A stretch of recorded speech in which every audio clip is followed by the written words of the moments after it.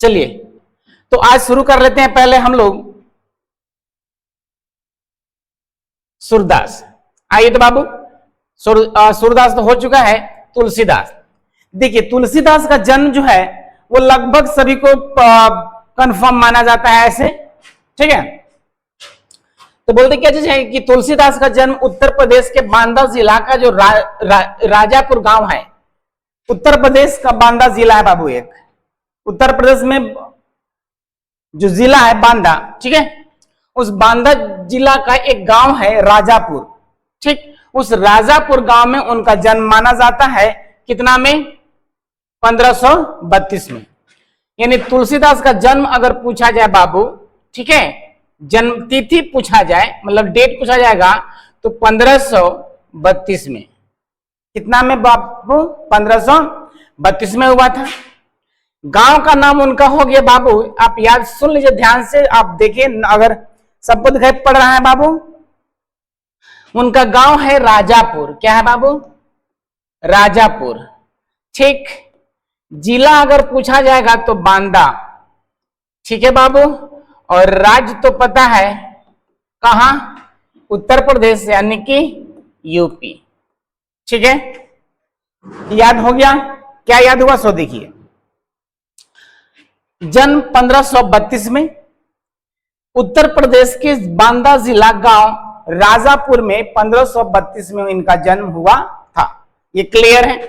आगे क्या कहता है कि कुछ विद्वान के मत के हिसाब से, कुछ विद्वान ऐसे भी हैं जो उनका जन्म स्थान के बारे में जन्म तिथि श्योर है, जन्म स्थान के बारे में कुछ लोग कहते क्या है कि सोरो जो जिला एटा है, ठीक है, ये जिला बांदा बताते हैं। कुछ लोग जिला क्या बताते हैं बाबू, उस जिला का नाम है एटा।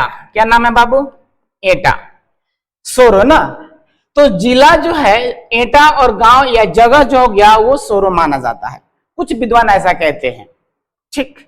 इसके पीछे एक लॉजिक है जो आगे हम उसका डिस्कशन कर लेंगे, ठीक। तो यहां तक क्लियर हो गया कि 1532 में जन्म हो गया, ठीक। कुछ विद्वान के हिसाब से उत्तर प्रदेश का बांदा जिला गांव राजापुर, और कुछ के हिसाब से उत्तर प्रदेश ही है, जिला बस एटा और जो जगह है वो सोरो माना जाता है। क्लियर है। चलिए आगे आइए। अब कहते हैं कि तुलसीदास का बचपन जो है बहुत संघर्ष से बीता। तुलसीदास का जो जीवन है बाबू बहुत संघर्षों में बीता, बहुत कष्ट में बीता है। अब कष्ट में बीतने के पीछे कारण यह हो सकता है कि या तो वो बहुत गरीब व्यक्ति होंगे, या तो कोई जीविका का साधन माता पिता का ना हो तो गरीब होना लाजमी है, ठीक है, पहला चीज। अच्छा स्क्रीन चमक रहा है ना,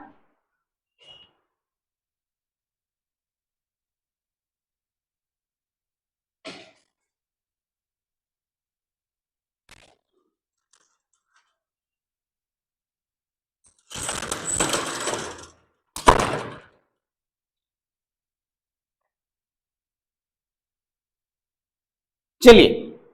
तो तुलसीदास का बचपन जो है बहुत संघर्ष में बीतने का कारण हो सकता है कि उनके माता पिता बहुत गरीब हों, लेकिन गरीब थे या नहीं थे इसका अलग बात है। ऐसा माना जाता है कि तुलसीदास का जब जन्म हुआ था ना बाबू, तो उनका ही उनके समय मतलब जन्म के समय ही उनकी माता का डेथ हो गया था। क्लियर है। तो जिस बच्चे का मां नहीं हो उसका बचपन कैसा गुजर सकता है, आसपास आप देख रहे होंगे, ठीक।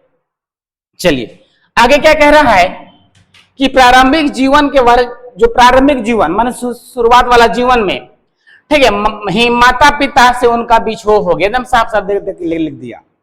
शुरुआती जीवन यानी 0 से 5 साल, 0 से 10 साल का जो एज रहा होगा उसी समय उनके माता पिता से बिछोह हो गया, ठीक। कहा जाता है कि गुरु कृपा से उन्हें राम भक्ति का मार्ग मिला और वे मानव मूल्यों के उपासक कवि बने गए। देखिए हुआ यूं ऐसा, जोहार सभी को, विजय जी जोहार, रोहित जी जोहार, धनंजय जी जोहार।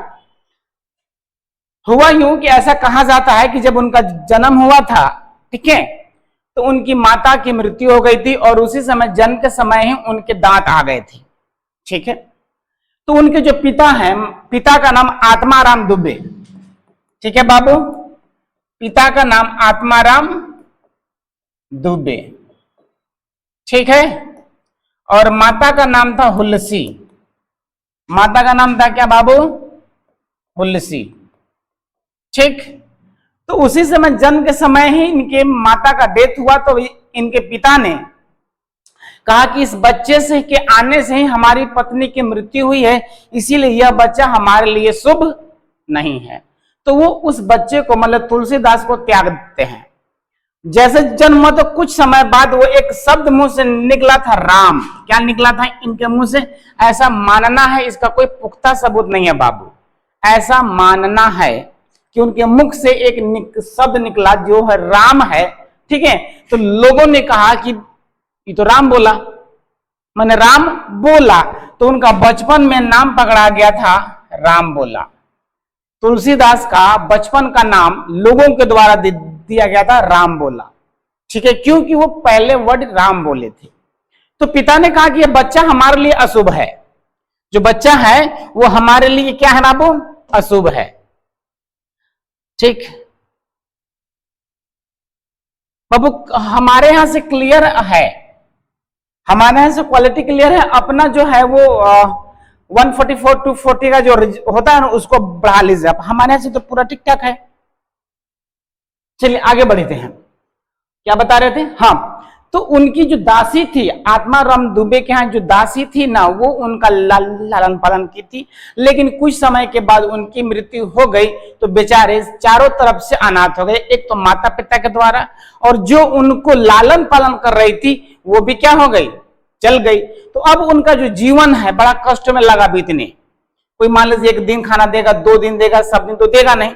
तो उस तरह से उनका जो जीवन है बड़ा कष्ट में बीता, ठीक है। और एक गुरु कृपा हुई, ठीक है, जिनका नाम था नाम था नरहरि दास, नरहरि दास, ठीक है। नरहरि दास के संरक्षण में जब आए और वो काशी आए, वहीं से वो राम भक्ति की ओर आगे बढ़े।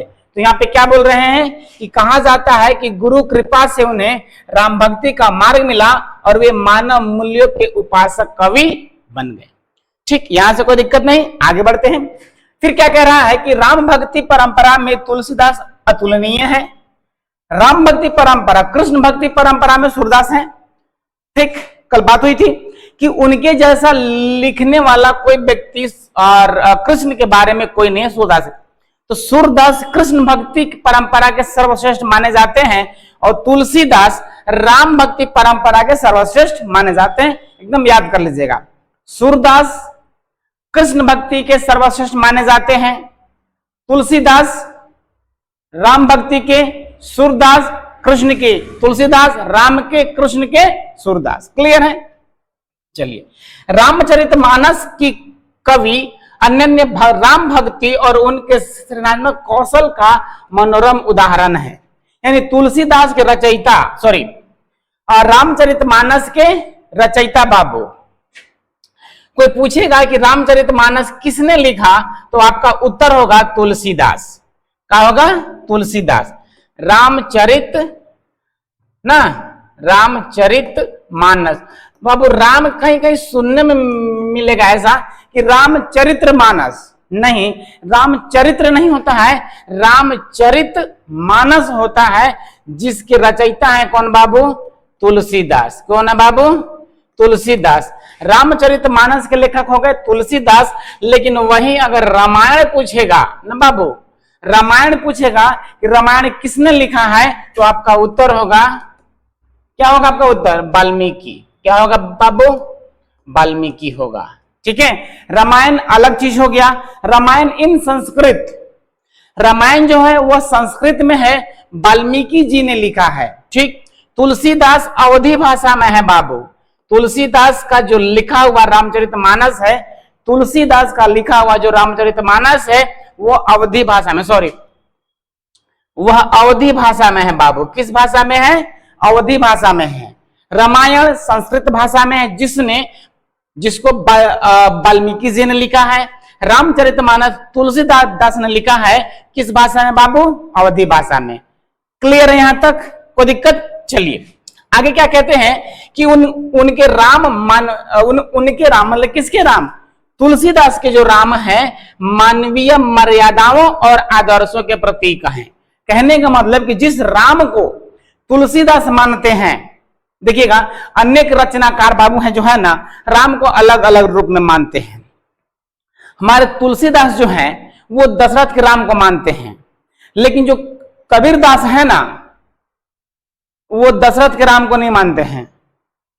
राम उसको मानते हैं जो निराकार है, क्या है? जिसका कोई आकार ना हो, ठीक है, उस राम को मानते हैं। वो अलौकिक प्रेम में है। किस प्रेम में है? अलौकिक प्रेम में है बाबू, ठीक। तो इतना जान लीजिए कि तुलसीदास के राम जो है मानवीय मर्यादाओं और आदर्शों के प्रतीक है, इसीलिए राम को कहा गया है मर्यादा पुरुषोत्तम राम।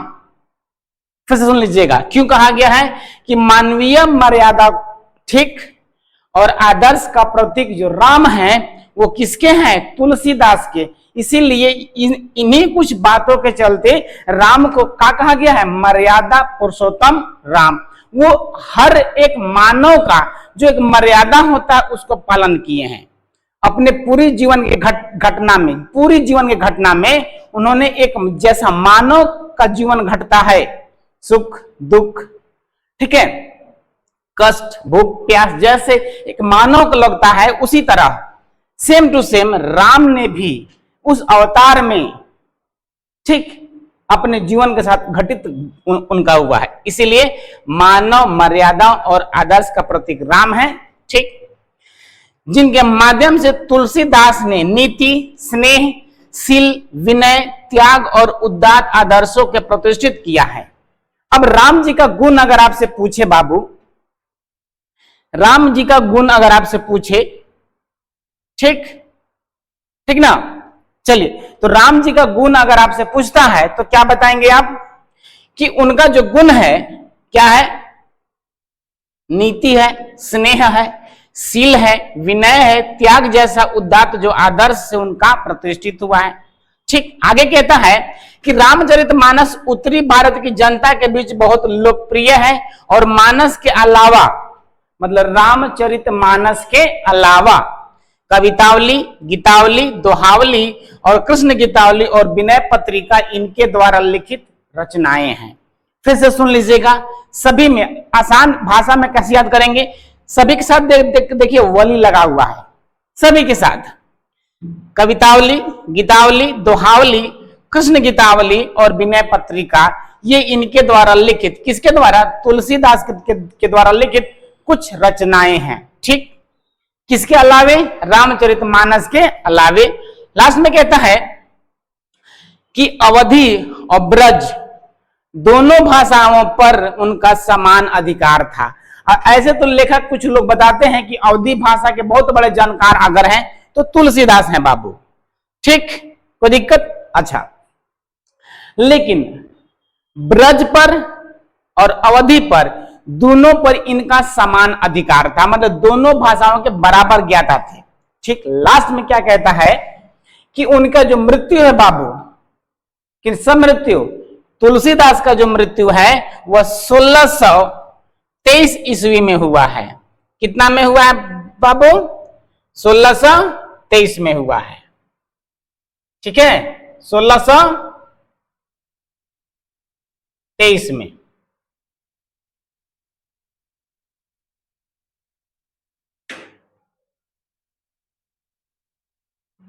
चलिए देखिए आगे आते हैं, क्या कहता है कि उनका जो मृत्यु है 1623 में काशी में उनका देहावसान हो गया, मतलब उनका मृत्यु हो गया बाबू 1623 में, ठीक है।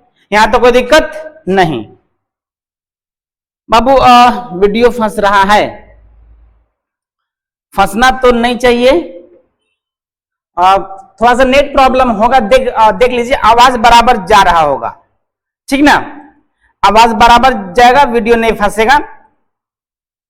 आइए मिलते हैं। उसके बाद क्या क्या कर रहा है कि तुलसीदास ने रामचरित की रचना अवधी भाषा में की है और विनय पत्रिका और कवितावली जो की रचना है वह ब्रज भाषा में किए हैं, ठीक है, वीडियो सभी को जा रहा है और थोड़ा सा वीडियो फंस रहा है आपका। अच्छा ठीक है, देख लेते हैं।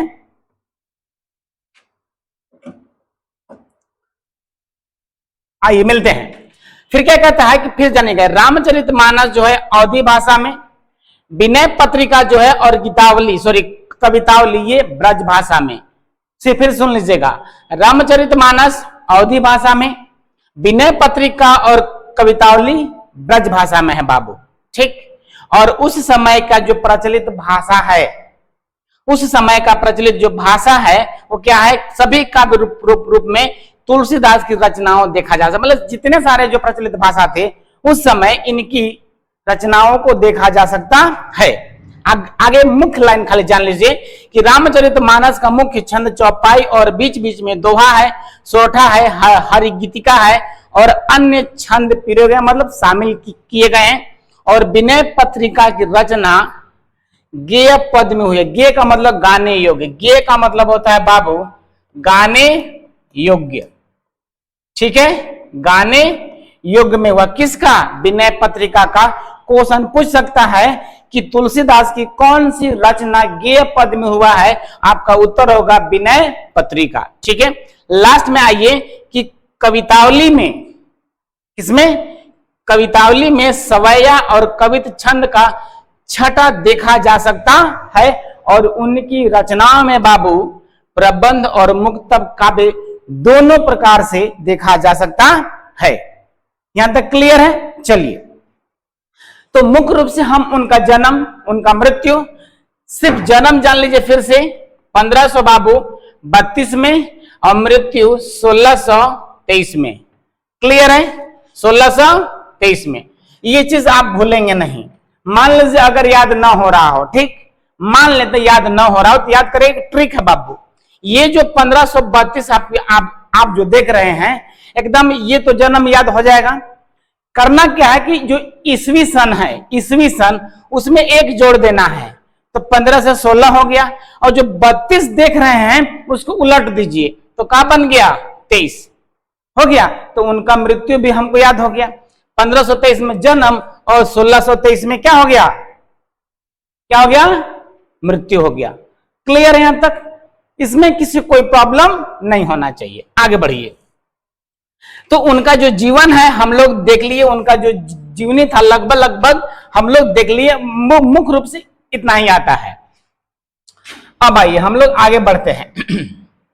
अब इनके द्वारा जो लिखित है बाबू, ठीक, इनके द्वारा जो लिखित रामचरितमानस का कुछ भाग तो नहीं कहेंगे, लेकिन इनके द्वारा जो लिखित राम लक्ष्मण परशुराम संवाद पढ़ना है। क्या पढ़ना है बाबू? चलिए अब आइए, सभी को एकदम ध्यान से सुनेंगे और सभी चीज को समझने का प्रयास करेंगे। ठीक, चलिए अभी आइए।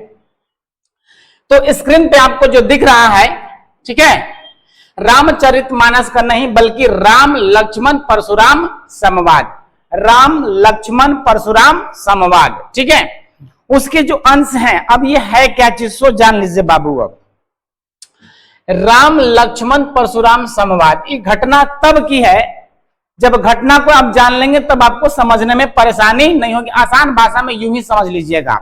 आपको याद होगा कि जब सीता जी का विवाह होना था, स्वयंवर, ठीक, आवाज हमारी जा रही सभी के पास? एक बार कमेंट कीजिएगा, आवाज जा रही है? चलिए तो कमेंट कीजिएगा सभी कोई। जब सीता जी का स्वयंवर हो रहा था बाबू ना, उस समय हुआ कि दूर दूर के बहुत से राजा आए थे, राम जी भी गए थे, यहां तक कि रावण भी आया था। ठीक, अब सोचने वाली बात यह है बाबू, देखिएगा हम लोग को जो उच्चारण, जो शब्दों का जो उच्चारण करते हैं ना, राम जी भी आए थे और रावण भी आया था। देख लीजिए शब्दों का उच्चारण कितना अलग है ना। राम है, उनके नाम के बाद हम लोग जी लगा रहे हैं और प्रतिष्ठा पूरक शब्द आए थे। लेकिन वहीं रावण को, जो उनसे एज में काफी बड़ा था और हम लोग से तो होगा ही होगा, फिर भी हम लोग क्या कर रहे हैं कि रावण आया था। यानी जो व्यक्ति, ऐसा माना जाता है, जो व्यक्ति न्याय के रास्ते पर चलता हो, सभी के साथ न्याय करता हो, जिसके पास दया भावना, क्षमा, ठीक है, शीलता हो, वीरता हो, तो उनको हम रिस्पेक्टफुल आप वर्ड यूज करते हैं। लेकिन वही रावण के लिए कभी ऐसा हुआ है कि रावण बहुत बड़ा विद्वान था बोल देते हैं, लेकिन राम को लेकर राम अच्छे व्यक्ति थे, ऐसा क्यों बोलते हैं? क्योंकि राम को हम लोग पॉजिटिव वे में सही मानते हैं, भगवान मानते हैं, वहीं रावण को राक्षस मानते हैं। ठीक, तो उसके साथ हम लोग तुम ताम वाला वर्ड यूज करते हैं, लेकिन राम जी के साथ ऐसा नहीं करते हैं। तो जीवन भी हमारा सेम है कि जो लोग हमें इज्जत देना चाहते, जो अच्छे मानते हैं, वो इज्जत दिया करते हैं, और जो नहीं करते वो तुम ताम बोल देते हैं। खैर, तो जब स्वयंवर हो रहा था उस समय राजा जनक, जो उनके पिता थे, सीता के जो पिता थे, उनका जो शर्त था कि इस धनुष को उठाना ही नहीं है, बल्कि धनुष को तोड़ना है, तरकस पे मन उसमें रस्सी लगा के उसको तोड़ देना है। क्लियर है? ठीक, क्यों तोड़ना है? क्योंकि सीता जी उसको यूं ही अपने बाएं हाथ से उठाकर इधर उधर कर दिया करती थी, भारी था फिर भी। खैर, जो भी इसका स्टोरी होगा उससे मतलब नहीं है। ठीक, आइए मिलते हैं। उस समय हुआ यूं कि सभी लोग अपनी बारी बारी से अपना प्रयास करते गए, लेकिन किसी से टस से मस नहीं हुआ, और किसी से टस से मस हुआ लेकिन पूरा नहीं हो पाया। लेकिन राम जी जैसे ही जाते हैं उस धनुष के पास, उसको उठाते हैं और उठा के फट से उसको रस्सी चढ़ाते हैं, और रस्सी चढ़ा के उसको टाइट करने लगते हैं, वैसे ही वो टूट जाता है बाबू। धनुष जो क्या है वो टूट जाता है। पूरा सभा, पूरा दरबार जो बैठा है वो क्या करता है? राम जी की जय जयकार करने लगता है। ठीक है, उनका विवाह होने ही वाला था, अब जो शर्त था वो पूरा कर दिए। लेकिन इस धनुष के जो टूट रहा था, मतलब टूट गया, इसकी सूचना शिव भक्त परशुराम को चल गया। ठीक, ऐसा कहा जाता है कि जो धनुष था वो शिव जी का था, और जब शिव जी का धनुष टूटा राम के द्वारा, इसकी सूचना मिल गई परशुराम जी को। और परशुराम जी जो हैं वो शिव के बहुत बड़े भक्त हैं, बहुत बड़े उपासक हैं। ऐसा कहा जाता है उनके जैसा कोई उपासक नहीं मिला भी। तो जैसे ही सूचना मिलता है कि हमारे गुरु का धनुष किसी ने तोड़ दिया है, बेचारे आग बबूला होते हुए उस जंगल से आ जाते हैं, और भरे दरबार में जोर से चिल्लाते हैं कि कौन व्यक्ति है जो हमारे गुरु का धनुष को तोड़ दिया है, वो मेरे सामने आए, मैं उसे अभी उसका वध कर दूंगा। पहले सामने आए और जोर से चिल्लाने गरजने लगते हैं। सारा सभा जो बैठा है, सारा दरबार जो बैठा है, वो क्या डरने लगता है कि अगर परशुराम का कोप का शिकार कौन व्यक्ति हो जाएगा पता नहीं। और वो सिर्फ मारते नहीं है, मार देते हैं बाबू, अपने फरसा से वो मार देते हैं। उसी दौरान जब बड़ी बड़ी बातें हो रही थी, चिल्ला रहे थे, गुस्सा रहे थे, ठीक उसी समय राम जी का मुंह से वचन निकलता है, राम उनसे वार्तालाप करने लगते हैं। इसीलिए कहा गया है कि राम लक्ष्मण परशुराम संवाद, यानी राम और परशुराम संवाद करते हैं, बीच में लक्ष्मण जी भी टोकता करते हैं। ठीक, राम जी बड़े भाई, लक्ष्मण छोटे भाई। ऐसा कहा जाता है कि राम जी अगर जल हैं तो लक्ष्मण जी आग हैं। ठीक, राम जी अगर जल हैं, शीतल जल हैं, राम जी अगर शीतल जल हैं बाबू, तो लक्ष्मण जी कहां हैं? जलता हुआ आग हैं। मतलब इनके मुंह से जो आवाज निकलता है, जो वर्ड निकलता है, वो एकदम गुस्सा वाला। ठीक, मिलते हैं कैसे। तब हुआ यूं कि जब पता चला कि भाई राम जी शिव जी का धनुष टूट चुका है, वो आते हैं गुस्सा में और पूरे सभा में चिल्लाकर बोलते हैं कि जिस किसी ने मेरे गुरु, मेरे शिव जी का धनुष तोड़ा है, वो अब मेरे सामने आ जाए, सिर्फ मैं उसी का वध करूंगा, वरना इस सभा में जितने सारे लोग बैठे हैं मैं सबका वध कर दूंगा। जब ऐसी भावनाएं होती है, ऐसी बातें होती हैं, तो राम जी जो हैं बड़े एकदम शील स्वभाव में, बड़े एकदम विनम्र आवाज में क्या कहते हैं कि नाथ शंभु धनु भंज निहारा, होई है केहू एक दास तुम्हारा। बाबू शब्दों को आप ध्यान से सुनेंगे, आई रिपीट, आप शब्दों को, आवाज आ रही बाबू? चलिए ठीक, गुड। शब्दों को ध्यान से आप लोग सुनेंगे ना बाबू, कि नाथ शंभु धनु भंज निहारा, होई है केहू एक दास तुम्हारा। आयेसु का कह किन मोही, और सुनी रिसाई बोले मुनि कोही। राम जी कहते हैं कि हे परशुराम, नाथ मन भगवान, नाथ मतलब बाबू भगवान, भगवान शंभु, शंभु माने शिव, ठीक है। धनु मतलब बाबू धनुष, भंज निहारा माने तोड़ देना, तोड़ देना, ठीक है। हो ये मतलब होना या है, केव मतलब कोई बाबू, ठीक। एक दास माने सेवक, नौकर, तुम्हारा माने आपका, ये तो जान ये रहे हैं। राम जी बड़े शील स्वभाव में कहते हैं बाबू कि हे परशुराम, हे प्रभु, आप जिस बात के लिए गुस्सा रहे हैं ना, तो मान लीजिए जिस किसी व्यक्ति ने तोड़ दिया होगा, मान लीजिए धनुष को तोड़ दिया होगा, शिव प्रभु का, शिव भगवान का, ठीक है, कि जिस किसी व्यक्ति ने शिव धनु माने शिव जी का धनुष को तोड़ा है ना, भंज निहारा में तोड़ दिया है ना, हे प्रभु, वो आपका कोई दास ही होगा, वो आपका कोई सेवक होगा, मतलब आप उसके मालिक हैं और वह आपका सेवक है। तो इतना गुस्सा क्यों कर रहे हैं आप?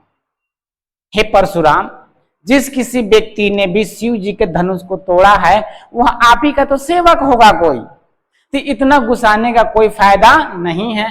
फिर बोलते आयसु का कहिया किन मोही, हे प्रभु, हे परशुराम, मुझसे कहिए ना, क्या कहना चाहते हैं आप। ऋषि सुनी रिसाई बोले मुनि को ही, लेकिन इतना सुनने के बाद भी, कोई मने बाबू क्रोधी, कोई मने क्रोधी होता है बाबू, ठीक, और रिसाई मने गुस्सा, का बोलते हैं गुस्सा होकर, एकदम सेम चीज है लगभग। तो इतना जब गुस्से वाले शब्द में थे, क्रोधित रूप में, तो क्या कहते हैं कि आप गुस्सा क्यों कर रहे हैं, आप गुस्सा क्यों कर रहे हैं। जो व्यक्ति होगा जिसने धनुष को तोड़ा है, वह आपका एक दास ही तो होगा, गुस्सा करने कोई बात नहीं। आगे क्या कहते हैं, तब परशुराम जी कहते हैं बाबू, कौन कहते हैं? परशुराम जी कहते हैं कि सेवकू सो जो करे सेवकाई। हे राम, अगर वह सेवक है, हे राम, अगर वह सेवक है तो बोलिए कि सेवा करे सिर्फ।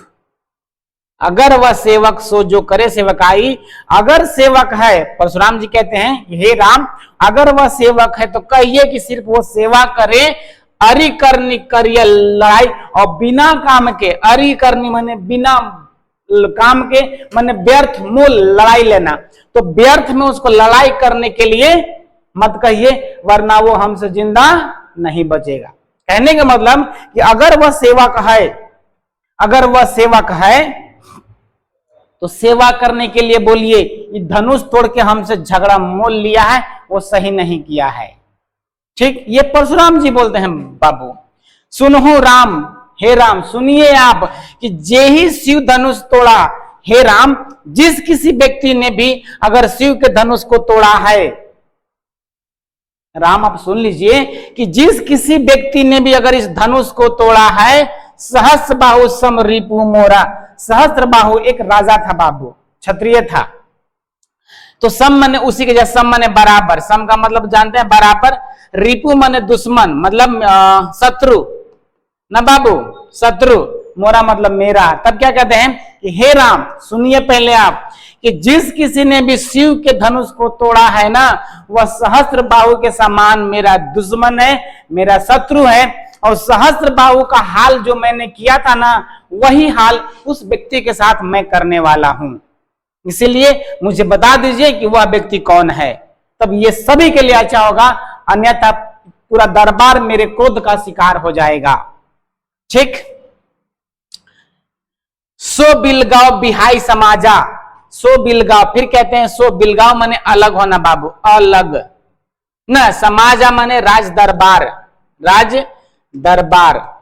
ठीक, कहते कि हे राम, जिस किसी ने भी शिव के धनुष को तोड़ा है वह सहस्त्र बाहु के समान मेरा दुश्मन है। इसीलिए मैं कहता हूं कि सो बिलगाव बिहाई समाजा, बिहाई मतलब होना, वह इस राज समाज से, मतलब जो दरबार में बैठे जितने सारे व्यक्ति हैं, अगर इसमें से किसी ने मेरे शिव के धनुष को तोड़ा है तो वह इस समाज से, इस राज दरबार से अलग होकर सामने आ जाए। कह दीजिए राम कि अगर यहां में बैठा कोई व्यक्ति अगर मेरे शिव के धनुष को तोड़ा है तो इस राज समाज से उठकर अलग हो जाए, वरना ना तो मार जाइए सब राजा और नहीं तो मैं सारे राजाओं को मार दूंगा एक साथ। क्या कर दूंगा? न तो मारे जाइए सब राजा, जितने राजा यहां बैठे हैं ना राम, उन सबको मैं एक तरफ से मार दूंगा। अगर सब कोई बचाना चाहते हैं राम तो आप कह दीजिए कि उठ के सामने आ जाए, वरना मेरा क्रोध कोई नहीं जानता है। अगर तो देख लीजिए अब मैं क्या कर सकता हूं। ठीक है, यहां तक तो कोई दिक्कत नहीं बाबू। चलिए, सुनी मुनि बचन लखन मुस्काने। अब देखिए, हम सभी में कुछ ऐसे लोग होते हैं बाबू ना कि टोन कसने में आगे होते हैं। ठीक है, कुछ हम लोग में ऐसे व्यक्ति होते हैं जो टोन कसते हैं, मने क्या करते हैं कि आग में घी डाल देते हैं। राइट, तो क्या कर रहा है कि सुनी मुनि बचन लखन मुस्काने। लखन का मतलब लक्ष्मण बाबू। कौन बबुआ? लक्ष्मण। और मुनि माने कौन? परशुराम जी। बोले परशु धरहि अवमाने। परशुराम जी का जो बातें सुनने के बाद बड़ा मुस्कुराते हैं लक्ष्मण जी। अब मुस्कुराते हुए बोलते हैं, उनका कुछ क्या बोलते हैं कि बोले परशु धरहि अवमाने। परशु धरहि माने जो परशु को धारण किए हैं। तो परशु को धारण कौन किए हैं? परशुराम जी। तो परशुराम जी के अवमानना करते हुए, अपमान करते हुए, बीच में टोकते हुए, जैसे राम और परशुराम का संवाद चल रहा था, जिसमें राम बड़े विनम्र स्वभाव से बात कर रहे थे, लेकिन परशुराम जी बड़े क्रोध में बात कर रहे थे और बड़ी बड़ी डिंग भी हाँक रहे थे। किसने तोड़ा, क्यों तोड़ा, अगर तोड़ा है तो उसको बुलाइए। तो बोले नहीं भाई आपका सेवक है। तो वैसे नहीं होगा, उसको अलग कीजिए वरना मैं सबको मार दूंगा। तो इस तरह की बड़ी बड़ी जब बातें परशुराम जी कर रहे थे तो बगल में खड़े खड़े लक्ष्मण जी सुन रहे थे और उनकी बात को सुनने के बाद यूं ही मुस्कुराए और मुस्कुराकर उनका बीच में ही बात को काटते हुए, बीच में टोकते हुए, मतलब उनका अपमान करते हुए कुछ शब्द बोले हैं। वो क्या बोल रहे हैं सो सुनिए। लक्ष्मण जी क्या बोलते हैं बाबू? ठीक, लक्ष्मण जी बोलते हैं बहु धनुहि तोरी लरिकाई और कबहू न असी रिस्किनी गोसाई। सोच लीजिए बाबू, कितना बड़ा का बात बोल दिए हैं। जो व्यक्ति गुस्सा में है और उसी गुस्सा, जिस कारण गुस्सा हुआ है, उसी चीज को आप अगर दोबारा बोल दें तो उसका जो गुस्सा है ना वो 7वें आसमान पे चला जाता है। राइट, तब लक्ष्मण जी बोल रहे कि बहु माने बहुत, अनेकों, धनुहि मतलब धनुष। क्या है बाबू? धनुष। ध्यान देंगे आप लोग हर एक शब्द पर। ठीक है, सुनते जाएंगे सारा चीज याद हो जाएगा।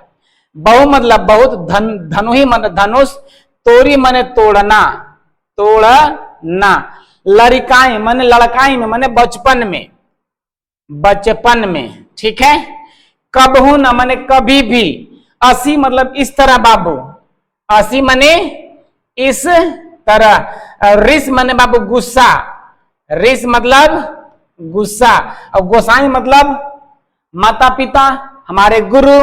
ठीक है, माता पिता कह सकते हैं, गुरु कह सकते हैं। ठीक, तब कहते कि हे परशुराम, काहे तो भाव खा रहे जी बिना मतलब के? हमको पता है पहले जब हम छोटे थे ना, बचपन में बहुते धनुष तोड़ दिया ऐसा ऐसा बिना मतलब के। हालांकि है आप टकर टकर कर रहे हैं। बचपन में हम लोग बहुत धनुष तोड़ दिए हैं ऐसा, लेकिन आज तक कभी भी जिस तरह से आप गुस्सा कर रहे हैं ना, उस तरह से गुस्सा तो कोई गुस्साए मतलब हम ना तो हमारे माता पिता और ना तो हमारे गुरु, कोई नहीं गुस्साए बिना मतलब एक आया टाई किए इधर, टूट गया, सिंपल सा बात है भाई। धनुष टूट गया, पुरान था, इनमें हल्ला करने कौन सा बात है। सोचिए इस तरह के जब बात लक्ष्मण जी बोले तो परशुराम को गुस्सा आएगा कि नहीं आएगा? लाजमी है गुस्सा आना। यही धनुष पर ममता कही के हेतु बोलते इस धनुष पर इतना मोह काहे है परशुराम जी आपको? हे ऋषि मुनि जो भी आप हैं, हमने बचपन में बहुत धनुष तोड़ दिया, एकदम यूं ही टकाटक तोड़ दिए, लेकिन आज तक ना हमारे गुरु ना हमारे माता पिता ना तो कोई और कभी नहीं गुस्साए। और वैसे भी इस धनुष पर इतना ममता काहे आपको हो रहा है? इस धनुष में ऐसा था कौन चीज? सुनी, ठीक है, सुनी रिसाई का भृगुल केतु।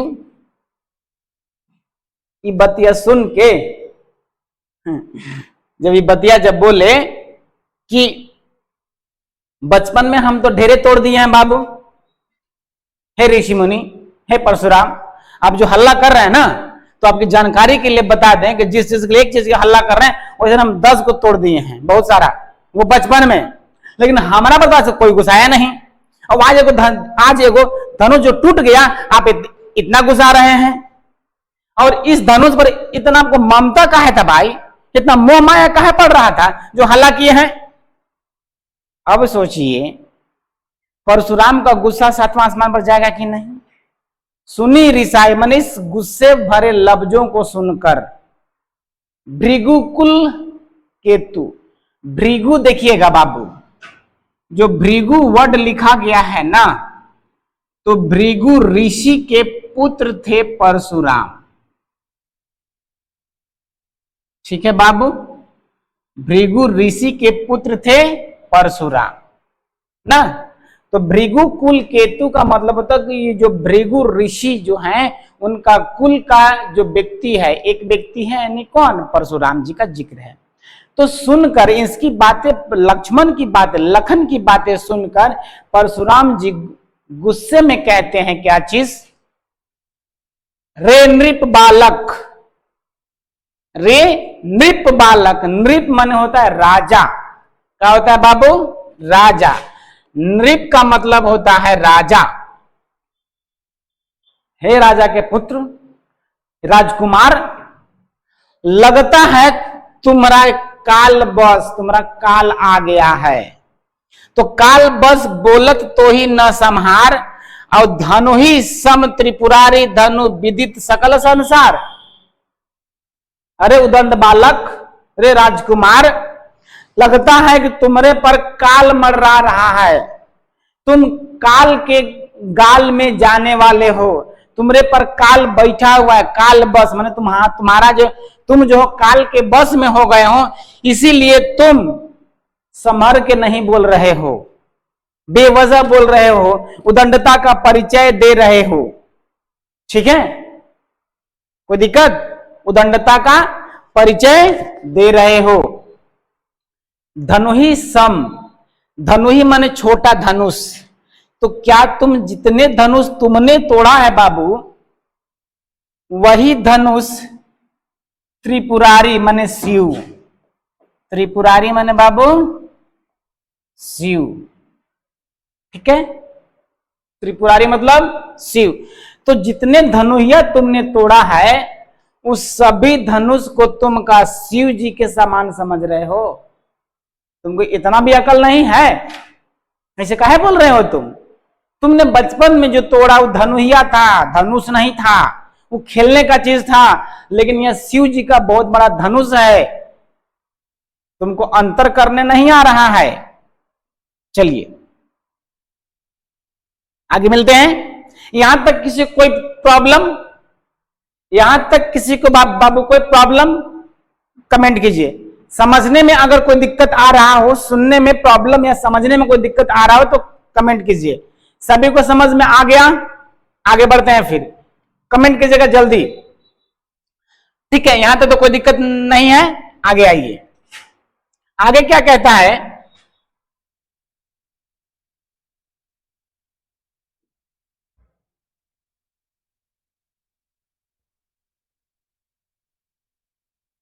आगे आइए बाबू ना, कमेंट कीजिएगा फटाक से।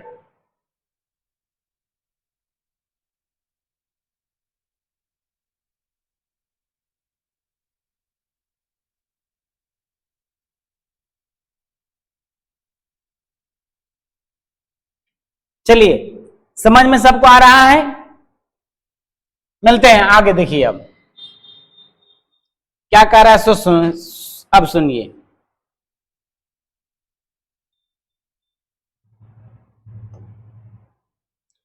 ठीक,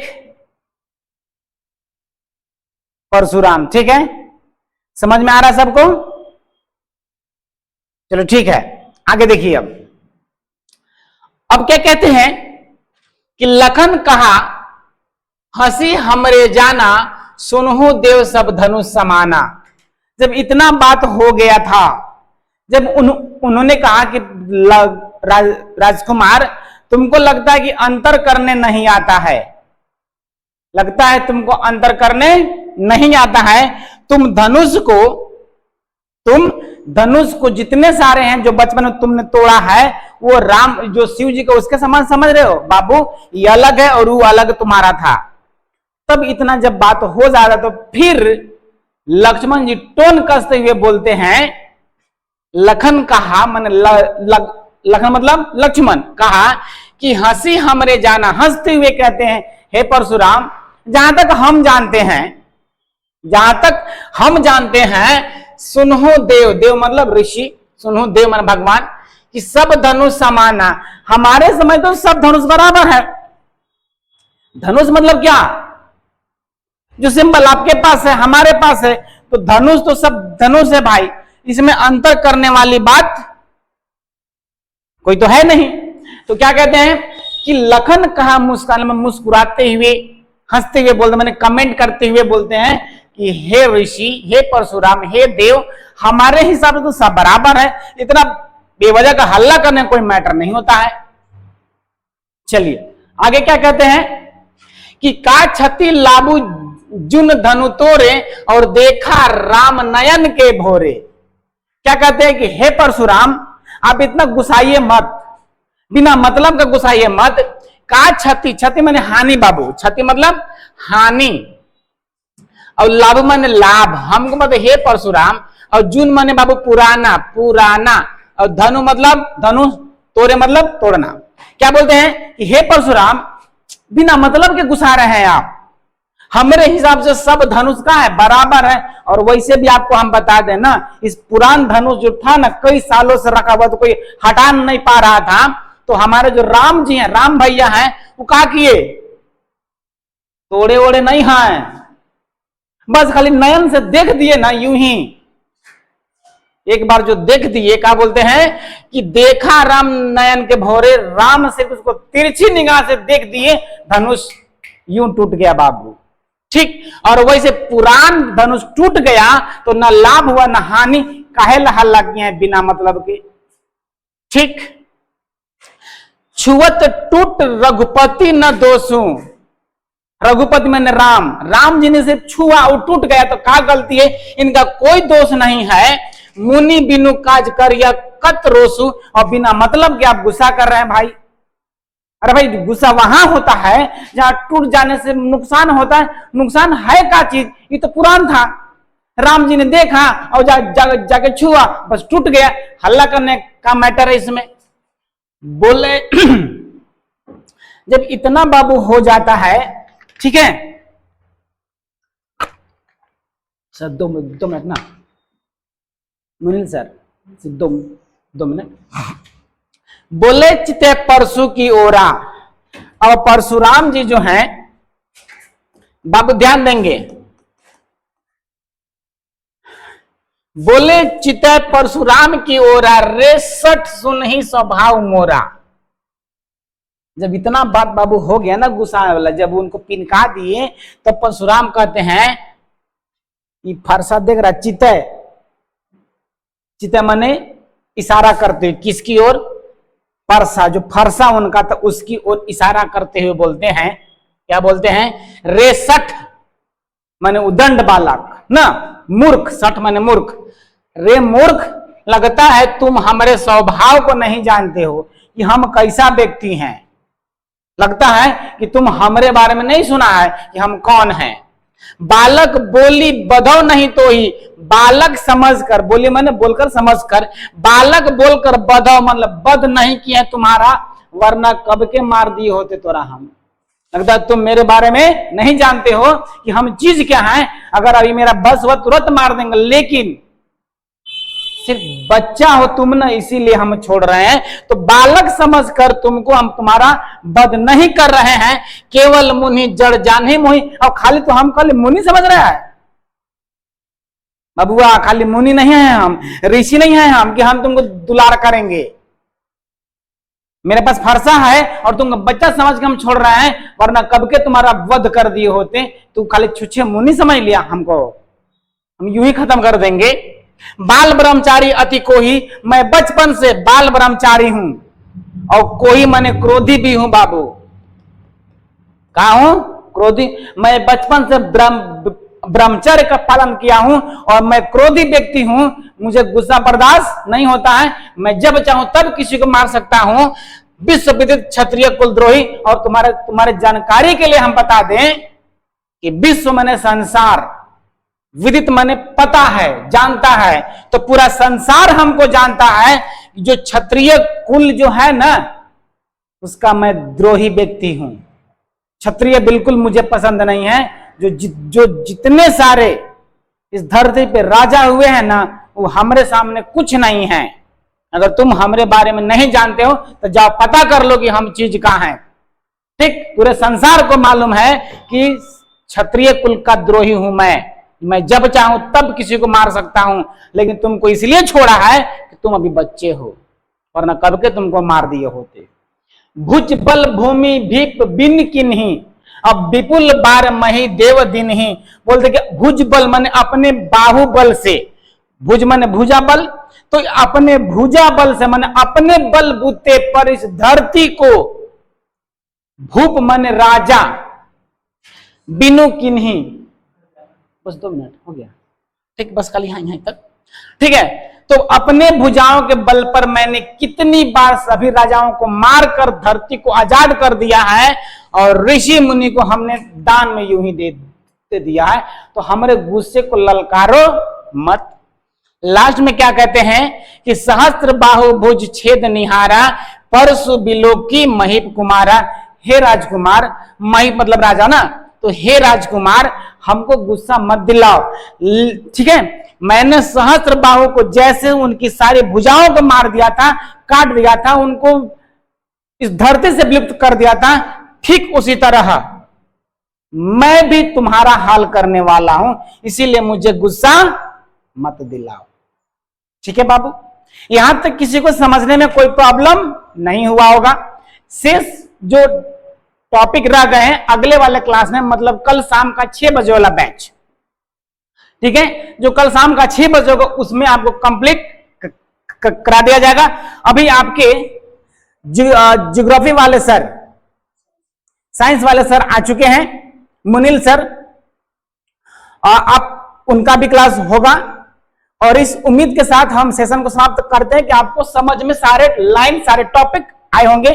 बाकी जो शेष बच गए हैं वो अगले वाला क्लास में खत्म करा दिया जाएगा। ठीक है, तो सभी को जय हिंद जोहार, और क्लास कैसा लगा कमेंट जरूर कीजिएगा और बताइएगा। ठीक है, चलिए सभी को जय हिंद जोहार, गुड बाय।